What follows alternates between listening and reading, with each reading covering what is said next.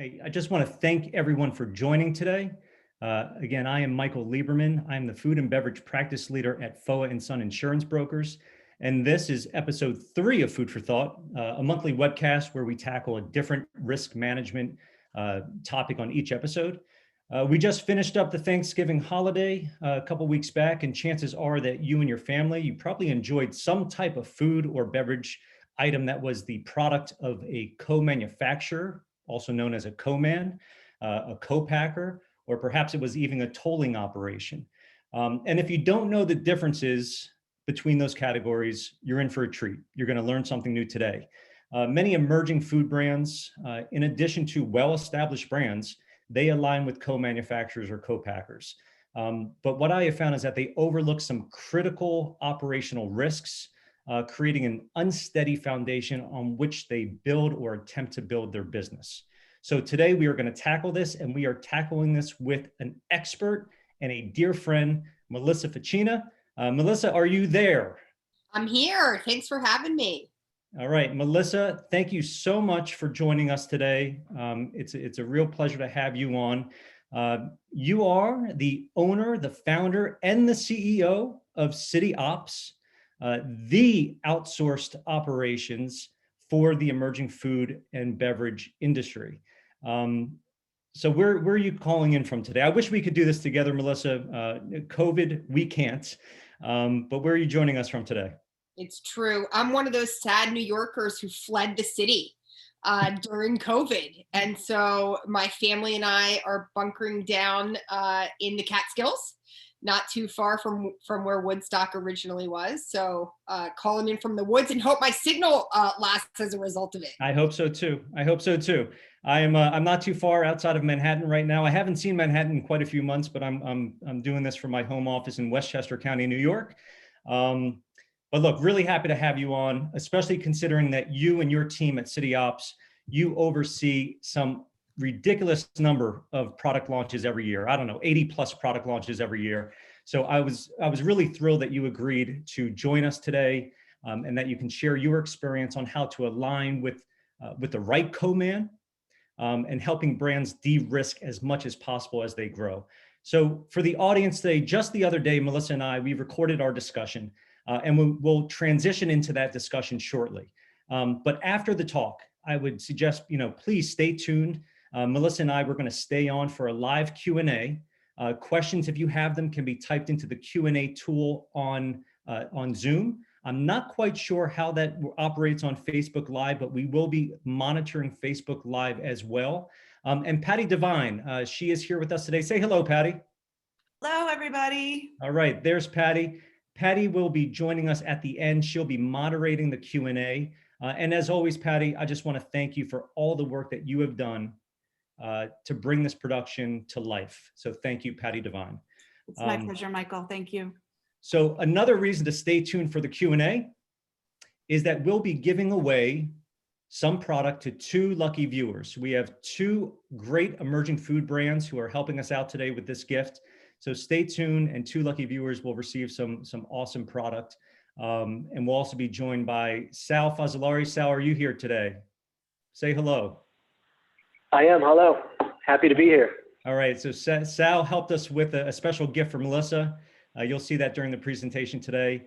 And Sal's going to join us for the Q&A at the end as well. But for now, sit back, relax, and enjoy episode 3 of Food for Thought. According to the 2017 State of the Specialty Food Industry, a publication put out by the Specialty Foods Association, 1/3 of all food brands surveyed do not own their own plant. The use of co-manufacturers, also known as co-mans, has only increased over the past few years as capital has poured into the emerging food and beverage space.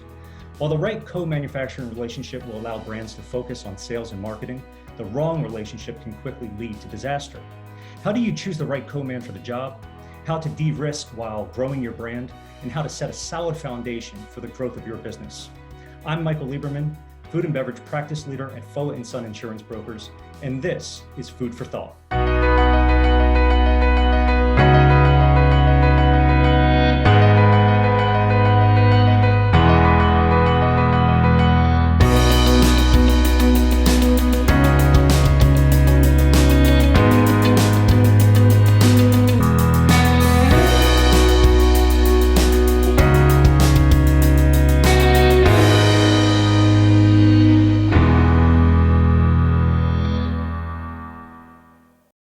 Special thanks to Greg Siewitz of Magic Spoon and Greg Struck of Noops, two emerging food brands who have a special message for our guest today. In addition, for our live viewers, stay tuned for our live Q&A for a chance to win some wonderful products from these two powerhouse brands.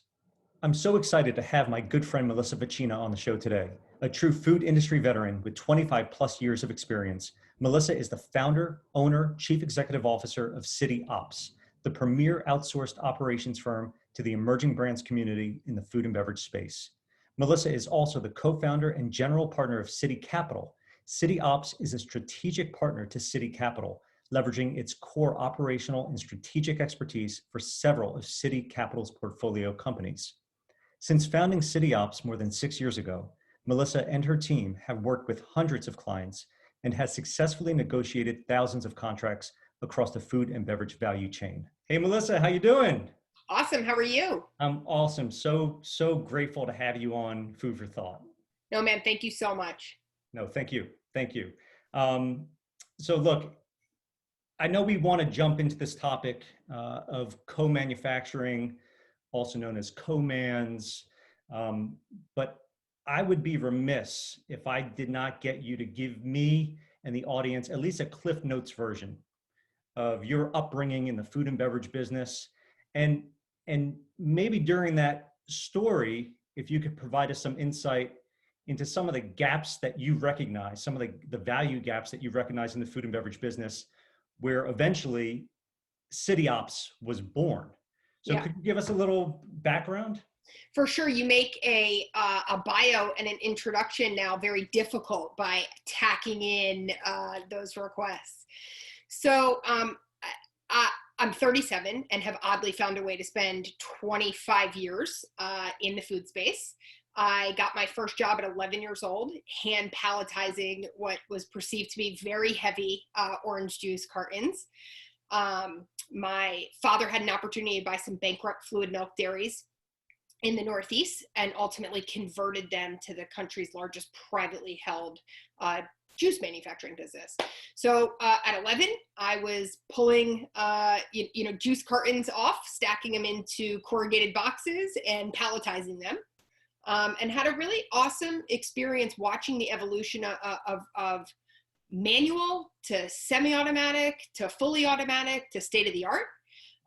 And this amazing opportunity of what it meant to be a brand and support a branded business, what it meant to be a co-manufacturing partner or a co-packer, and we could talk about what those differences are later, and then what it meant to be a private label manufacturer, because all three of those things are different. They pose different risks, they pose different rewards, they pose different margin opportunities. But I think more importantly, my upbringing gave me a love of operations, a love of commercialization, but a real healthy respect that unless you could safely, effectively produce volume at mass scale, that it didn't really matter if people were excited about your product. It didn't matter if you got sales orders, didn't matter if everyone was talking about it. If you couldn't make it and if you couldn't get it into consumers' hands, you had a problem. And so I married kind of that love of manufacturing with the love of nutrition. And I felt robbed, frankly, of being able to provide the world with nutrient-dense foods. Juice for me just doesn't fall on that list. I don't want to drink it. I don't want my kids to drink it. Sounds very odd to say that. But it's just not on my priority list. And so, a decade ago or so, there were a ton of up and coming entrepreneurs. There still are tons of them, almost 2,100 new a year. But they were coming to market with better quality foods, more nutrient dense, natural, organic, non-GMO, you name it. There's a ton of classifiers now. And they didn't know how to make their product. They didn't know what it meant to work with third-party manufacturers. They didn't know what it meant to get from small batch to scale. Or for crying out loud, negotiate the proper terms for themselves with their manufacturing partner or get any leverage. And so those are the initial gaps I saw that I wanted to fill, and that my personal skill set, kind of leverage itself toward. But beyond that, I then saw that great advice didn't mean anything if the business couldn't execute on it. And so now I had to solve the problem for operational execution, which is essentially how City Ops grew from me as an independent, advisor consultant into being an execution firm and people who could actually do these operational tasks and do them correctly. Okay, so you mentioned that there's all these entrepreneurs out there with great ideas. And obviously, you've had tremendous growth over the past 6 years of running City Ops. At any given time, how many brands are you now working with annually or what have you? How many brands is City Ops operating, and how many folks are on your team now? Yeah, so the business shifted, as I suggested, from being an advisor, which allowed for, frankly, a ton of brands to come through our door. I think we've had about 300 to date now, which is extensive. We manage or build the back end of about 20 to 25 simultaneously now. So obviously the amount we can deal with at once has reduced. If we're going to do a good job and manage the day-to-day operations of their business. Our team sits anywhere between 12 and 15, depending upon, how much we need to flex in. And frankly, pre-COVID, just like everybody else in this industry, have had impact. So pre-COVID, we were growing massively and hiring 2 to 3 people a month. Post-COVID, we had to get really smart about what our clients wanted, what they needed, run thin and lean ourselves. And turn into a real operating machine, sort of practice what we preach. So we took our head count down a little bit intentionally. I'd like to transition into the focus of our conversation, which is de-risking co-manufacturing relationships. Many of these brands that you're speaking of, that you work with, they have not invested capital dollars into creating food facilities and running food production lines. They offload that responsibility to, and as you mentioned previously, there's a few categories, right? You have co-packers, you have co-manufacturers. Can you bring us through just some of those categories and explain the differences? Because we may have people watching this who, they have a great idea in their mind, right? They want to get a product to market, but they're going to be faced with, how to get that done. So if you could just kind of bring us through what are these different categories and what are the differences? Yeah, first of all, everyone starts somewhere, right? Unless you've gone out and raised $100 million and you've got a whole facility of, product formulators and can skip the line, everyone's starting in their kitchen. Everyone's starting at the farmer's market, so to speak. And generally the first stage of that is a commercial kitchen. What is that? You're going to essentially a place where you're renting a spot in a traditional kitchen environment. They've got ovens and sinks and stovetops and pots. Maybe they've got large scale blenders, right? Or smokers or, things that would be in a traditional restaurant style kitchen. You move from there to what I think erroneously gets called co-packing all the time. And so that's where the lingo and the differences get a little tricky. There's co-packing, there's co-manufacturing, and there's tolling, essentially. Co-packing is pretty much what it sounds like. You're getting raw materials or ingredients in, you're not changing them. Maybe you're mixing them together. A good example of that would be like dried fruit and nuts, and you put them together and now you have a trail mix. So the person who gets the nuts and fruits in and puts them in a bag, and then that bag gets sent out, that's a co-packer. They're not changing any of the structure of the materials. A co-manufacturer, and there are various forms, right? The co-manufacturer can purchase your raw materials. You can purchase your own raw materials. They can purchase packaging. You can purchase packaging. There's many ways to look at how to navigate the relationship, but essentially they're getting in raw materials.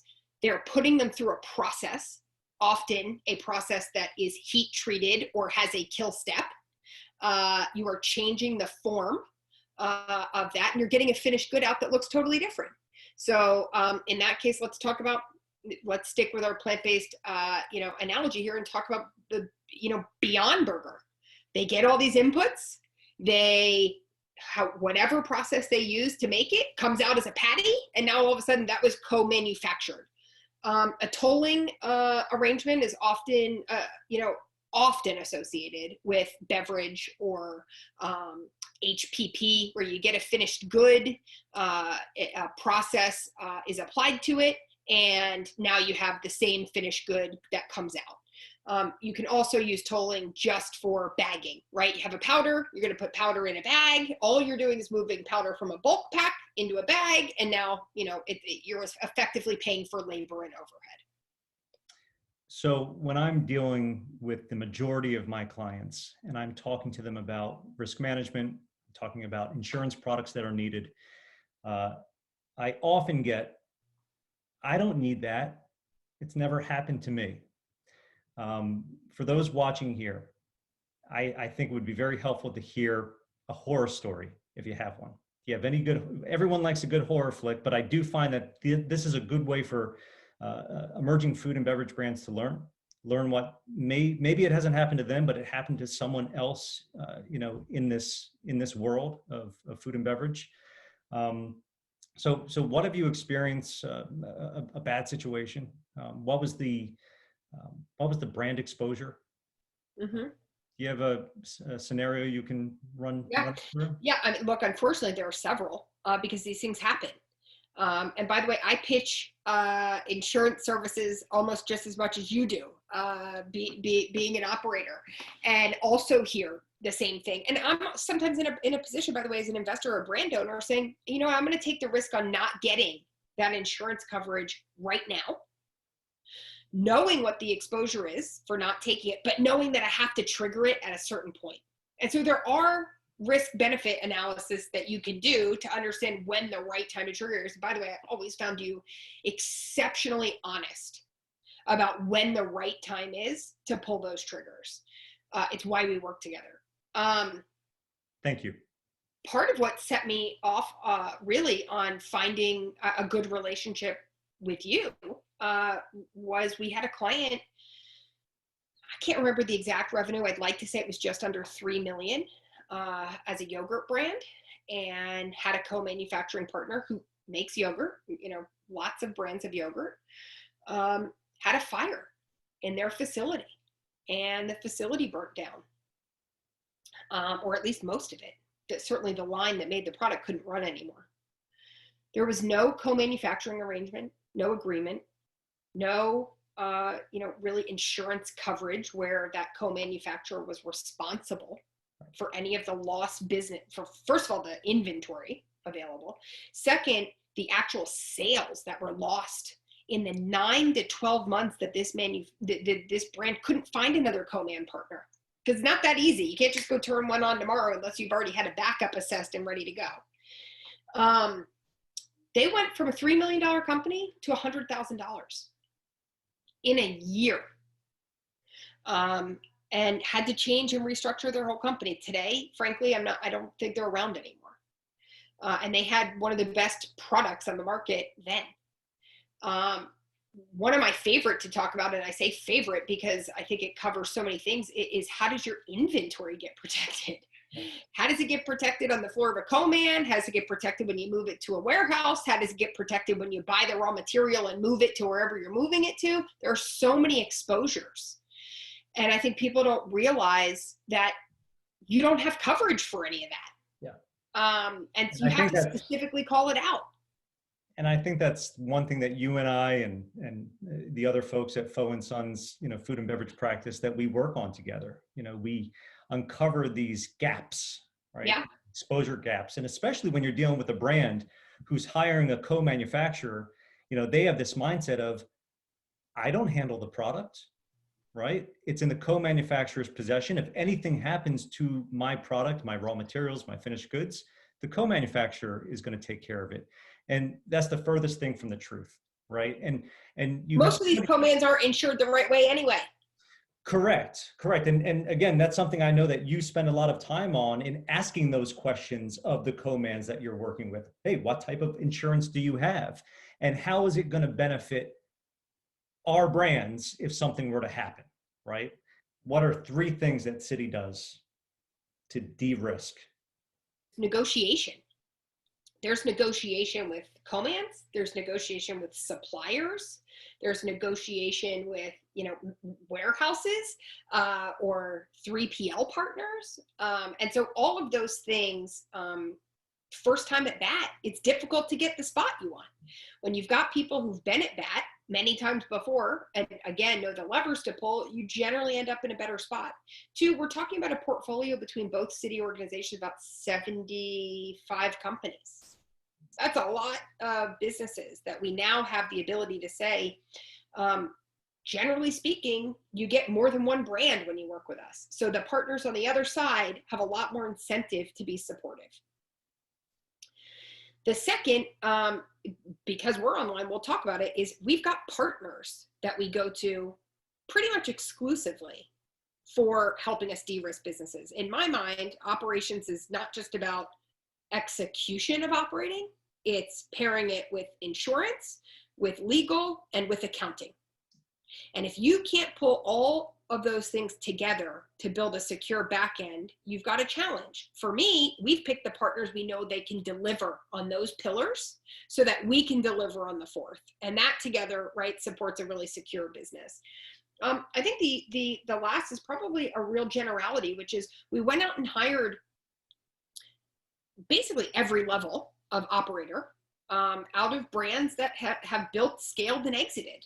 Some of the best, most well-known brands in the space, some of the biggest conglomerates in the space.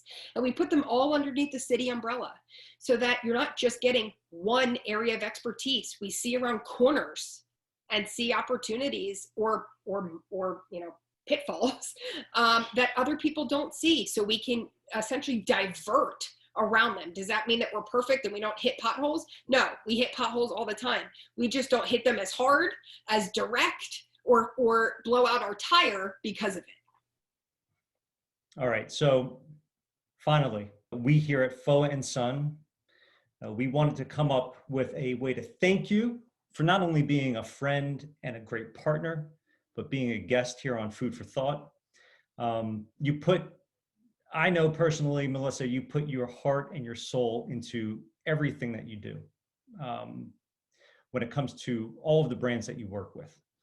I don't think you knew that you were appearing on the insurance equivalent of This Is Your Life, but we actually have a couple of surprise guests who have recorded special messages just for you. These two people who head up emerging food and beverage brands, or actually in this case, food brands. They work closely with the City Ops team. They work closely with you. They're also FOA and Son clients. So my colleague in the food and beverage practice, who you know very well, Sal Fazzolari, who oversees these accounts, he ran with putting this very special surprise together. So let's cut, if we could, to that special surprise now. Hi, Michael and Melissa. Salvatore Fazzolari here. Melissa, as you know, we proudly work with you and your team at Siddhi to deliver on all levels for our mutual food and beverage clients. Since working with you, I have been totally impressed with your work ethic and your passion for what you do. And I know these feelings are shared by those brands who work with you. Today, I am excited to share messages from two clients that work with Siddhi and FOA in partnership. They both have special messages for you, Melissa. First up, we have Greg Siewitz. Greg is the co-founder of Magic Spoon, the healthy cereal that tastes too good to be true. High protein, low sugar, keto-friendly, and gluten-free.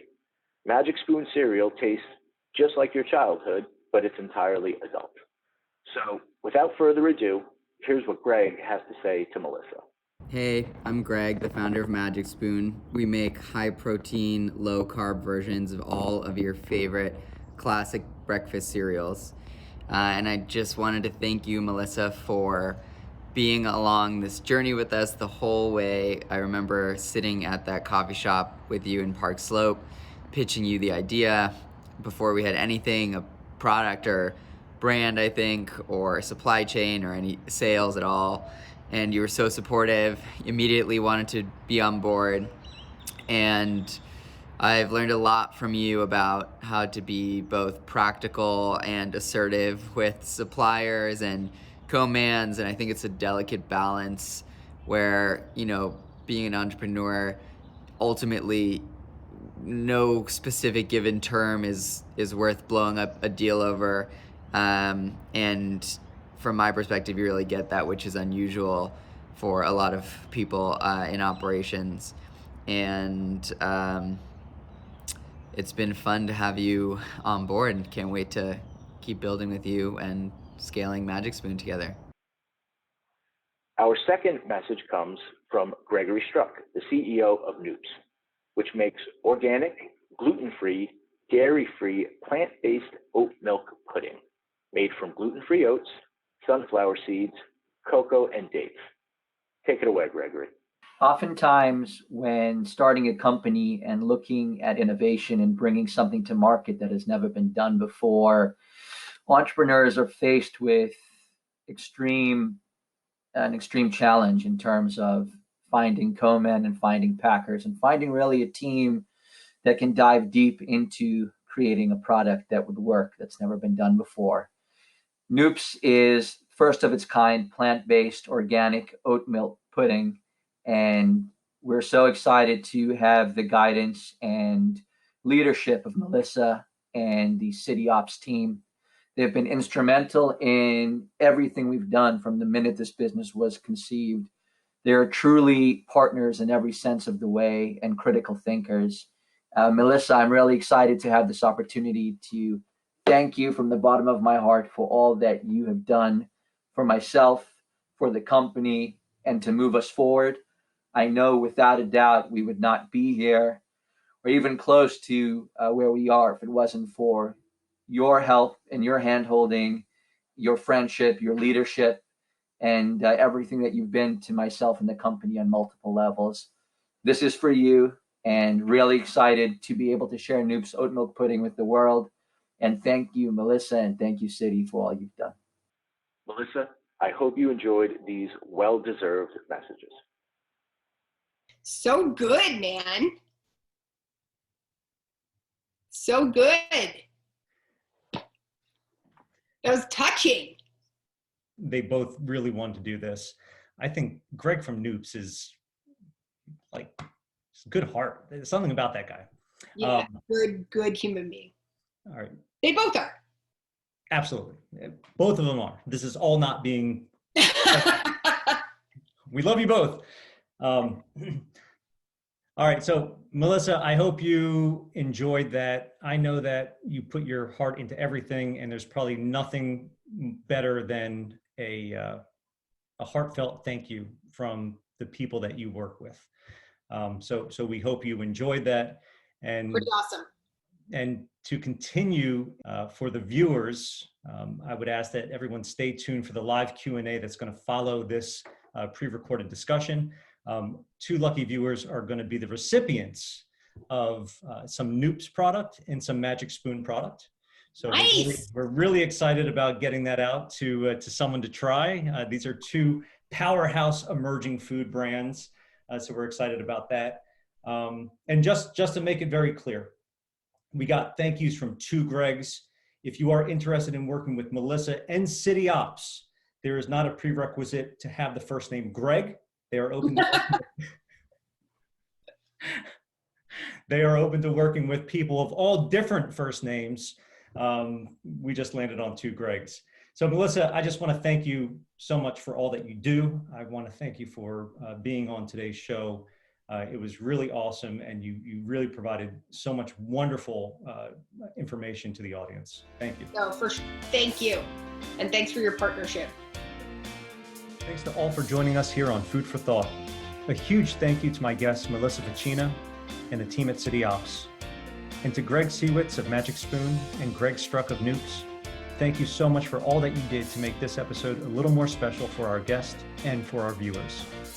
To continue the conversation on co-manufacturing risk management solutions, please reach out to me by phone or email. I look forward to hearing from you. And finally, thank you to all of our FOA and Son valued clients for allowing us to serve your risk management and insurance needs. It's our honor to play a role in your food and beverage journey and your success. I'll see you next time on Food for Thought. Melissa, Greg brought up this little coffee shop in Brooklyn. I think that's the same place you and I met for the first time. That's a popular coffee shop for you, I take it. Listen, that probably should never have come out because so many people who know me are going to watch that and be like, wow, Melissa makes me come to that same coffee shop. And so I think there are hundreds of those, but none of you knew it at the time. Now that got out, I no longer live in Park Slope, Brooklyn, so I don't have to worry about meeting in that coffee shop anymore. I thought I was special, but I guess not. You were special because you got an in-person. I love that. I was all virtual way before COVID existed. That's right. Absolutely. Okay. So I know we had some questions that came in, and, like a very good, participant here, Melissa, I think you were answering some of those in the chat toolbox there. I don't know if the viewers are able to see the responses. I don't know all the technicalities behind this, but let's go ahead and Patty, if you could just kind of jump in and maybe ask some of those questions out loud here, so we can answer those live and get those answers back to the audience. That'd be great. Absolutely. So Melissa and Michael, one of the first questions is, as a brand, when you're dealing with a co-manufacturer, what's the top risk that I should try to contractually transfer back to the co-manufacturer? I think my answer to that was raw material purchasing and recall. Those to me seem like the two greatest risks. There's a lot of cost associated with procuring your own raw materials. There's also a lot of control. But oftentimes, if a product comes in bad, that's your responsibility, right? If a product goes through a processing and comes out bad and they blame it on the raw material and the raw material was your responsibility to purchase, that's now your, liability. I actually don't know if you can transition recall to the co-man. We try, but I don't know if that ever holds up. Michael, you should probably weigh in on that. Yeah, I mean, look, I totally agree with you. I think the raw material purchasing, if you can put that into the hands of the co-manufacturer, number one, they may have a little more leverage in getting that material. And yes, they take on the responsibilities. Right now, if it's an imported raw material, you have foreign supplier verification programs in place. An emerging brand may not have, the team right away to be able to tackle all of those things from a regulatory perspective. So to be able to put that into the hands of a co-manufacturer to secure those goods, that would be ideal. Now, keep in mind, as a brand, you want to make sure that your co-manufacturer has the ability to bring in safe raw materials, and I think, Melissa, that's where you can help any of your clients in overseeing those, those procedures that are in place to make sure that those procedures are adequate.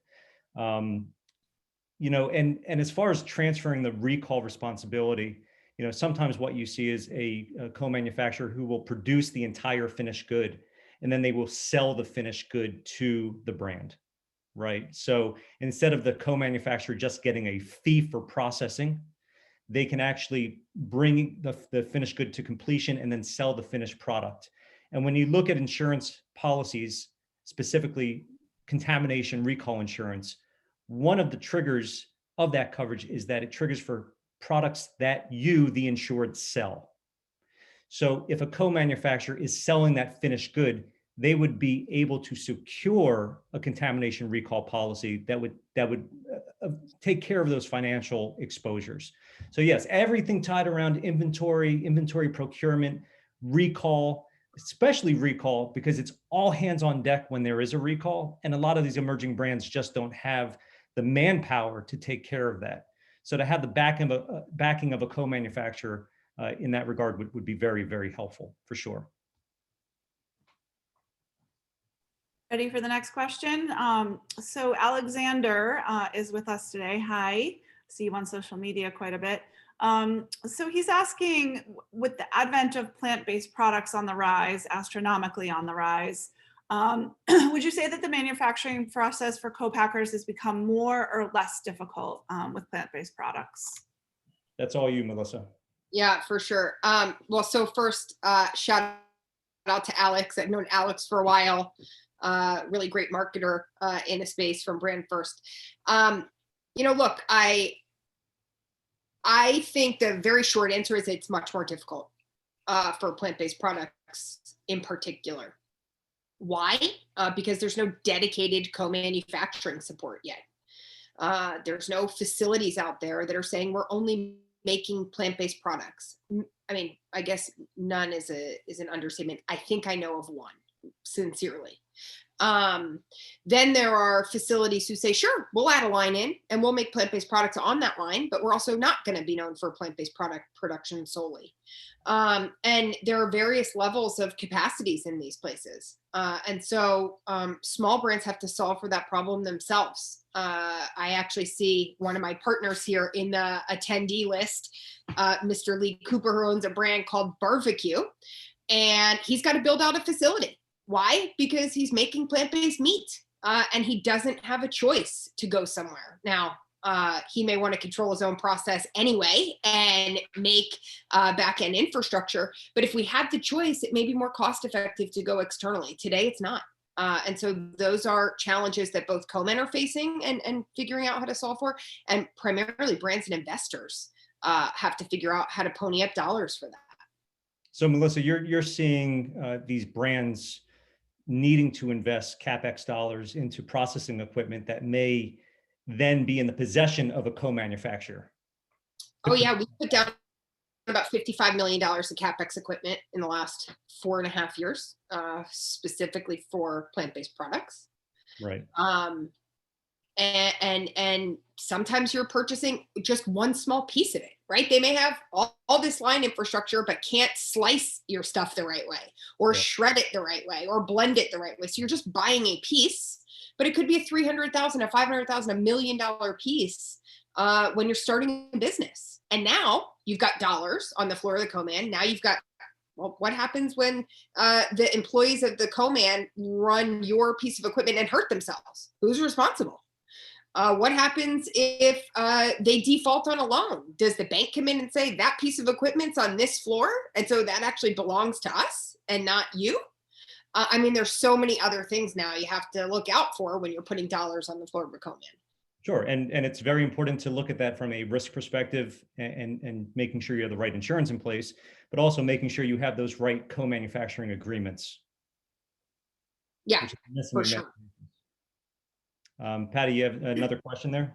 I do. And so, someone's asking for Sal to kind of address, it's kind of a two-part question about coverages, right? So what are you looking for coverage with your co-manufacturer, and what coverages should you have in place?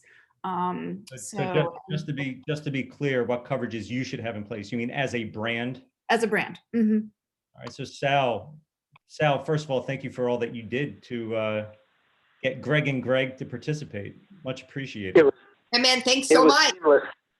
And I was so happy to be here. And Melissa's just incredible and great information. Absolutely. So what are your thoughts, Sal, as far as, brand focus, you're a brand, what are the typical insurance coverages that an emerging brand should focus on? As Melissa, you said this during our conversation, sometimes you have to make the decision to not put certain coverages in place, understanding the risk, but then layer that coverage in at the right time. So Sal, what's the process that you would bring? And you work with a lot of emerging food brands here at the Foe & Son Food and Beverage Practice. So, you're perfectly positioned to answer this. Thank you. And I have. And I think the way Melissa described it is spot on. So we talk about a risk management wall, right? There are different pieces. Our first priority is what you need to actually operate your business, right? So there will be some insurances, your general liability, your workers' compensation, that just to open the doors, let's say, and just to start selling product, you will need to have in place. Very often they may not be what is in, the owner's opinion, his most critical exposure. But the reality is those have to be our first pieces, because we can't get to the next steps unless you're selling your product, unless we're generating revenue. All right. So Sal, to jump in there, a lot of these brands are faced when they're trying to sell their product into, let's say, a supermarket, chain, or to a distributor who sells to supermarket chains. Those customers will, at a minimum, want product liability insurance. So even if you as the brand say, hey, I'm creating a very safe product, no one's going to claim bodily injury by consuming my product, it doesn't really matter because that is the basic coverage that you need to make that sale. That's exactly right. So, and again, I think specific, each scenario can have its own variables. But what I've been seeing on the front lines is general liability and workers' comp is sort of the bare minimum of, yes, we'll have this discussion. And to your point, I've seen limit requests that are, in my opinion, extravagant for a new business. There will be co-mans and there will be people that our clients want to work with, that Melissa's clients want to work with, that throw some astronomical numbers out there as far as the limits go. Also, to Melissa's point, I think we then phase in. There is a reality to spend. Everyone has margins.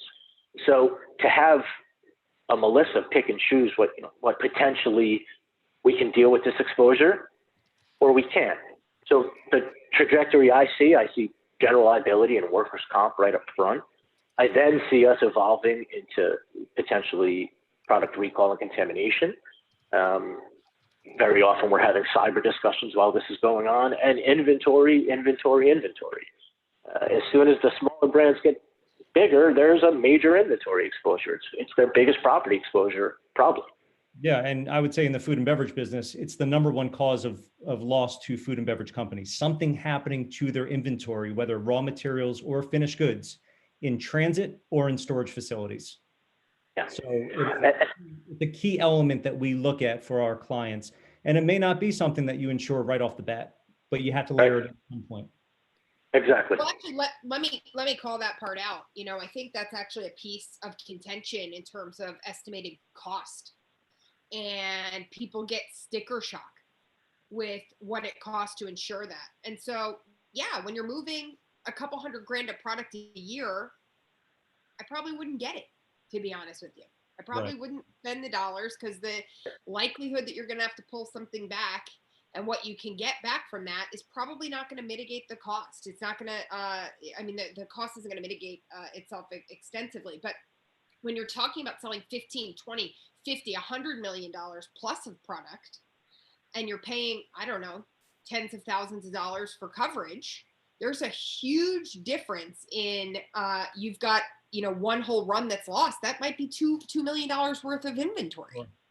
Or God forbid a warehouse burns down. And so, I think those are places I know that I'm supposed to have coverage in my brands for inventory. And I also know that I won't do it until they reach a certain point, because the dollar on the balance sheet becomes more important in the beginning. And then literally once it hits a certain revenue marker, we push really hard for that.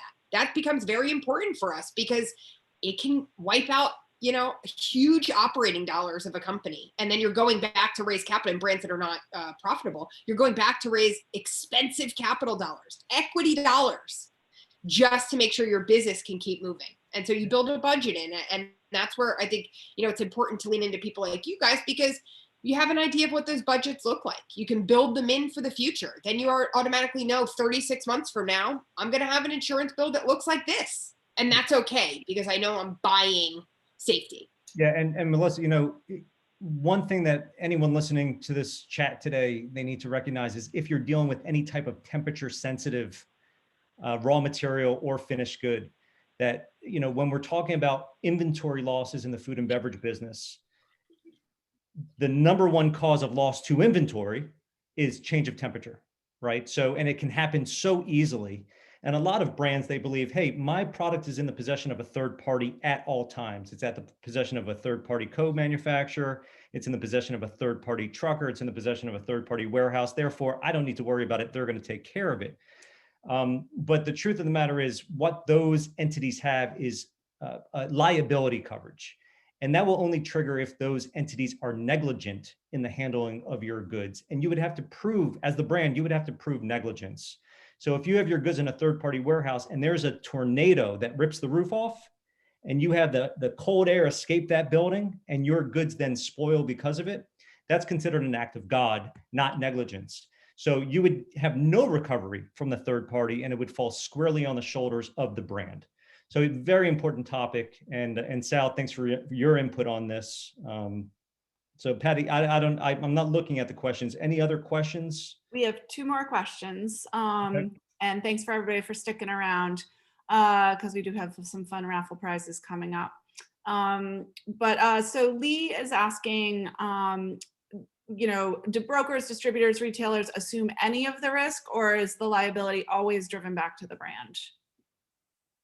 So I think it all depends on the contract, right? So like Melissa said, if you have a co-manufacturer who's procuring those raw materials, they may have some more responsibility when it comes to the, whether or not those goods are adulterated to begin with. And if something were to happen, they would have more skin in the game. But I think in looking at these risks, you need to start with the concept that insurance doesn't exist, right? You don't have the safety net of insurance. Start with that concept. How would you as the brand successfully manage your risk? At that point, you need to bring in contracts, right? You need to use someone like Melissa and her ops team, an attorney, to work out the contracts that shifts as much of that risk back on other parties.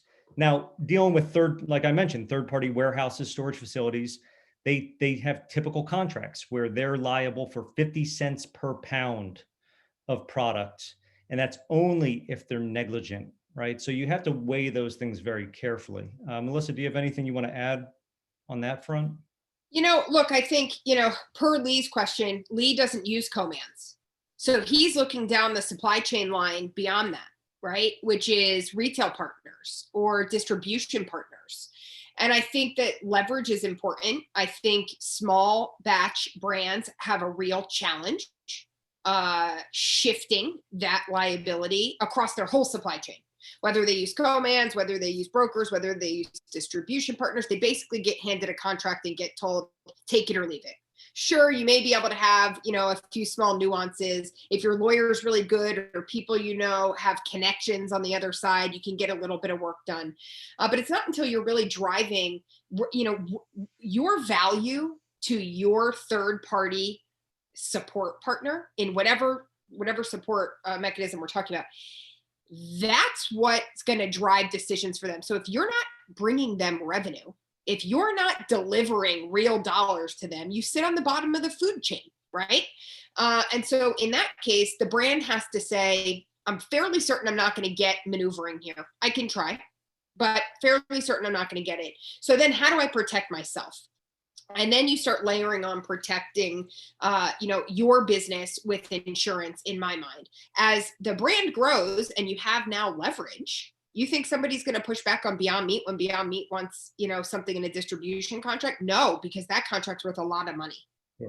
And so then you start to make these navigations. It's this shimmying kind of all the way down the line of like, I'm going to push this over a little bit. This will reduce some of this exposure. Maybe I can reduce my insurance cap down a little bit, reduces my premium over here because I pushed some of this onto this partner, but I still know I have this exposure here. I think it's, it's constantly an evaluation of how your brand evolves and what parties you bring to the table. And more importantly, for me, I just always want to know what the deal is. So even if I know that I'm not going to get anywhere on a negotiation, I need my legal team to tell me what exactly I'm signing up for so that I can see exactly what the gaps are and then be able to make, mature decisions to fill in for those gaps. Yeah, and to Lee's question, looking down the supply chain, as you move your product down the supply, to your customers, you'll have customers who will say, "Hey, we want you to sign a hold harmless agreement," which pretty much you're giving away the farm. You're taking on any and all financial damages, even when your customer that you're selling these goods to is negligent. And that's something to be very careful of. You want some type of contractual language in those agreements that at least puts your customer or parties down the supply chain on the hook if they are negligent for a situation that would cause some type of loss. So you got to be very careful about those hold harmless agreements. I've also seen agreements where a customer will say, when we take possession of your goods and they are now in our possession, you, the brand, are going to continue to cover those goods for physical loss or damage while they're in our possession. That is almost impossible to do from an insurance standpoint. So if you sign that contract, you are in a self-insured situation in many cases. And that's where having open dialogue with your operations team, with your legal team, and with your insurance team makes all the sense in the world. Look, I'll tell you, there are many times where we'll turn around and say, I mean, frankly, you and the legal team we use almost exclusively know each other very well. But in the context of that doesn't happen, there are times where we've said, take a look at this agreement, look at the language. What am I missing? Where's the gap here so that we know what we're trying to solve for?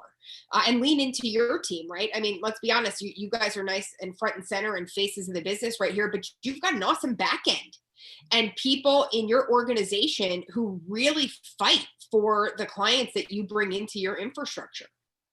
We appreciate that. We do fight for our clients. Thank you. Patty, how about one more question, and then we'll get to the prizes, the raffle prizes? We just had another question that's a little bit building on that about food safety audits, like the GFSI and GMP. How are those used to make insurance decisions, and do these certificates have value? And I just wanted to let you know, Alex had another follow-up question that I missed earlier. So we got about 8 minutes. If you can squeeze one more question from Alex, I think he might appreciate that. Yeah, let me quickly answer the Alex question, which was, are there different contaminants that happen in plant-based products than in animal products? And the answer is, yeah, there's different ones, right? There's different bacteria that live inside plant, matter versus animal matter. And you've got generally a cold chain that you're managing when you're talking about animal products. And a lot of times plant-based proteins, at least in a raw material stage, have been, powdered or dry. But there are definitely different contaminants. But if you take it a step up and say, if we're just talking about bacterial contamination and the effects of it, it's really the same thing. You're just mitigating risk for different types of contaminants down the line. And there are different governing bodies, the FDA versus the USDA, that manage that. Yeah, another key thing on that point, Melissa, too, is when you're looking at plant-based products, and let's think about like a veggie burger, right? If that's being produced by a co-manufacturer, in many cases, it's par cooked, right? It's not cooked all the way through. So what you're finding is that you have the potential for listeria. We'll use one pathogen as an example. You have the potential for listeria in a processing facility or in a raw material that's being introduced into that finished good. You have a co-manufacturer who's par cooking it. So it's not getting it to the appropriate temperature to qualify as a kill step for listeria. And then that product is moving into the stream of commerce with many brands with the mindset of, hey, the consumer is going to cook this anyway at home. So therefore, wouldn't that qualify as the kill step? We wouldn't have to recall the product. That is not the case. FDA does not recognize consumers cooking that product or following cooking instructions adequately. They don't consider that a kill step.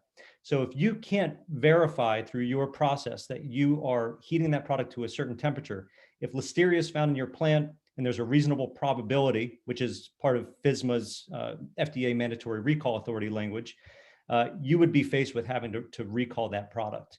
So yeah, I do see, that plant-based companies, they really need to look at this very carefully, especially with a lot of the products that are going into the market being ready-to-eat products, where you're getting more nutrient-dense foods too, right? Not this heavy cooking or high heat processing. So definitely something to look at and be very careful of. Yeah, let me go into the safety audit. And actually, Michael's probably better served to answer the question than me. I'll tell you how I look at it. Arguably, GFSI is the best governing body globally, right? They've got SQF, they've got BRC, which are probably two of the most well-known, food safety programs that exist here or in Europe or in Asia. It gives me some relief when a co-man is operating at that level and has that type of certificate. But look, I was an SQF auditor for a few years. And I'll tell you, there's varying degrees of auditors out there, and there's varying degrees of plants. And you sort of downshift your expectation based on the plant. It's very funny. You can go into a plant that's very small batch, not state of the art, and they get an 88 as a grade. And then you can go into a state-of-the-art facility that's squeaky clean. You'd eat anything off the floor all day long, and they still have an 88. And it's like, wait, how's that possible? You're judging them against a code and what they're capable of doing inside that outfit. And so, yes, they have to have food safety plans to get there. They have to have HACCP plans fundamentally to get there.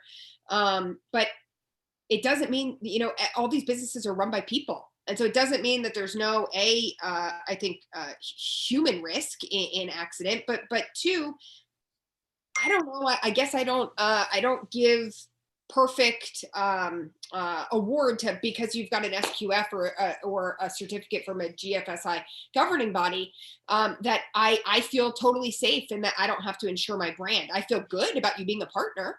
And it makes me interested more in understanding if you give me a HACCP certificate that I think you have a full HACCP plan. I don't have to be so stressed out about asking for every nuance of it. But I really look at protecting your business as your responsibility, no matter who you're using. And so I probably answered that in a bunch of circles and didn't get anywhere other than to say. Let me touch quickly on the insurance piece. Insurance underwriters, I would say for the most part, they don't know all the details that go into GFSI, SQF. They just know the concept of third-party audits, right? So when Sal or I or other members of our food and beverage team, when we're putting together a submission, right, for new insurance for an emerging brand, that underwriter will come back with key questions on how the brand is monitoring the safety of the food products that they're going to sell. And a lot of the questions that we bring to the brand owners, they say to us, this doesn't apply to us. We use co-manufacturers. The underwriters want to see that the brand owners are taking ownership of food safety, even if they're offloading the processing responsibilities to a third party, right? So for brand owners to understand the food safety, the HACCP plans that are in place, the recall plans that may be in place for your co-packers, these are all important things. And Melissa, I know you spend a lot of time with your clients in working with co-manufacturers to say, hey, we need to see your food safety plans. Show us what you have in place. Show us your recall plan. If something were to happen, do you go through mock recall drills? Are you ready to hop on this very quickly? So that kind of information is very helpful from the insurance perspective of getting underwriters who may not be interested in a risk to get them interested, right? Because the brand is doing everything that they possibly can from a food safety standpoint. Awesome, guys. Thank you so much. That we've answered everyone's questions, and I've shaken the virtual hat over here and picked a couple of winners. You need a drum. So the lucky winners one person will be receiving a shipment of Noops and one from Magic Spoon. So I believe they've logged off, but Andrew Ward is our first winner. And Ari Raz is our second winner. So congrats, and we will be in touch to get your email, your physical address to ship your gifts. Awesome. Well, congratulations. It was Andrew and Ari, right? Congratulations to you both. Yes. Melissa, you're the best. Thank you so much for everything so much and all the information that you've provided. So valuable. Thank you so much. Appreciate it. Thanks for the hard work, guys. You're very welcome. Bye. Bye. Everyone. Thank you.